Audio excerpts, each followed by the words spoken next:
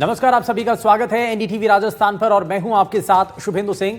और बुलेटिन की शुरुआत कर रहे हैं बड़ी खबर के साथ। जयपुर से खबर है, जहां एक 10 साल के मासूम की मौत के बाद आंख निकालने का मामला सामने आया। करौली जिले के 10 साल के बच्चे की मौत के बाद उसके परिजनों की बिना अनुमति के आंख निकालने का आरोप लगा है।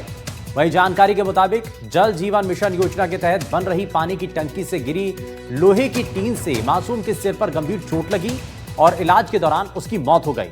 लेकिन इस बीच परिवार का आरोप है कि मदन मोहन मीना नाम के व्यक्ति ने धोखे से बच्चे की आंखें निकालकर बेच डाली। परिजनों ने इस पूरे मामले में ठेकेदार और आरोपी के खिलाफ टोडाभीम थाने में मामला दर्ज करवाया है और इस दौरान ये बड़ा मामला सामने आया है।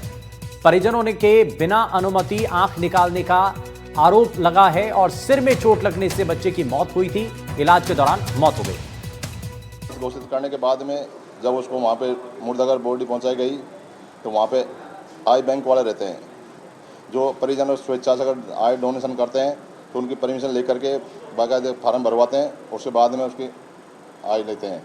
तो उस दौरान फिर उनके फार्म भरवाए गए हैं और उनकी आई उन कहने के बाद में उनकी परमिशन से ही आँखें ली गई है। इस संबंध में अभी मैं पूछताछ जारी है, परिवादी का बयान लेने हैं। आई बैंक से भी मैं कंफर्म करूंगा इस चीज़ की। परिवादी से मैंने संपर्क किया फ़ोन पे, उन्होंने कहा मैं अभी बिजी हूं और आज कल मैं आपके पास आके इसके बारे में बयान दूंगा। जयपुर में एक 10 साल के बच्चे की बिना परमिशन के आंख निकालने का मामला सामने आया, जिसमें परिजनों को तब पता चलता है जब जो है बच्चे का अंतिम संस्कार किया जाता है।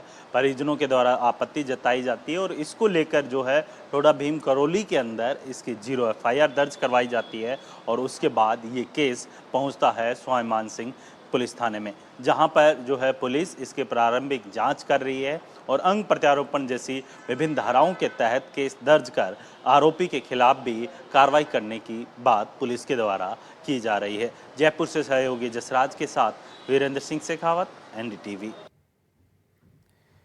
और इस बीच एक और बड़ी खबर, जहां ATS और NTF की बड़ी कार्रवाई, जहां परीक्षा भर्ती घोटाले में 2 आरोपियों को गिरफ्तार किया गया। दोनों पर 25-25 हजार रुपए का इनाम घोषित था। हरियाणा के गुरुग्राम में एक फ्लैट में दबिश देकर के इनको पकड़ा। हाईटेक तरीके अपना करके ये नकल कराते थे और कंप्यूटर रिमोट से हैक कर पेपर सॉल्व किया करते थे। वहीं घोटाला पकड़े जाने के बाद दोनों फिलहाल फरार हो गए हैं और दोनों आरोपी पेशे से इंजीनियर बताए जा रहे हैं। तो घोटाला पकड़े जाने के बाद से फरार हैं और दोनों आरोपी पेशे से इंजीनियर बताए जा रहे हैं। लेकिन जयपुर से खबर, जहां ATS और NTF ने बड़ी कार्रवाई की है। परीक्षा भर्ती घोटाले में 2 आरोपियों को गिरफ्तार किया है। दोनों पर 25-25 हजार रुपए का इनाम घोषित था और हरियाणा के गुरुग्राम में एक फ्लैट में दबिश देकर के इनको पकड़ा है। सुशांत पारिक हमारे सहयोगी जुड़ गए ज्यादा जानकारी के साथ। सुशांत, क्या ये पूरा मामला है और इससे क्या और खुलासे होने की संभावना? देखिए, जयपुर में नेशनल सीड कॉर्पोरेशन भर्ती परीक्षा में ये गड़बड़ियां सामने आई थी और दोनों पे आरोप थे कि इन्होंने हाईटेक तरीके से कंप्यूटर लैब से नकल कराई थी और दोनों इस खेल के मास्टरमाइंड भी हैं। फरार चल रहे थे और दोनों के खिलाफ 25-25 हजार रुपए का इनाम भी था। SOG, ATS, दूसरी जांच एजेंसियां लगातार इनकी तलाश कर रही थी, क्योंकि परीक्षा दिलाने के लिए अभ्यर्थियों से इन्होंने बड़ी रकम वसूली थी। उसके बाद ये फरार थे और फरारी के दौरान आप अपना ठिकाना बदल रहे थे। अब मोबाइल जिस फोन का यूज करते थे उसे यूज करने के बाद कहीं फेंक देते थे। तो फाइनली इनकी महिला मित्र का जो फ्लैट था वहां पर पुलिस ने ATS की टीम ने प्लम्बर बनकर दबिश दी और दोनों को गिरफ्तार किया है, पकड़ लिया है। और पूछताछ में दोनों ने शुरुआती तौर पर कहा है कि कई परीक्षाओं में इन्होंने अभ्यर्थियों को नकल करवाई, पास करवाया था।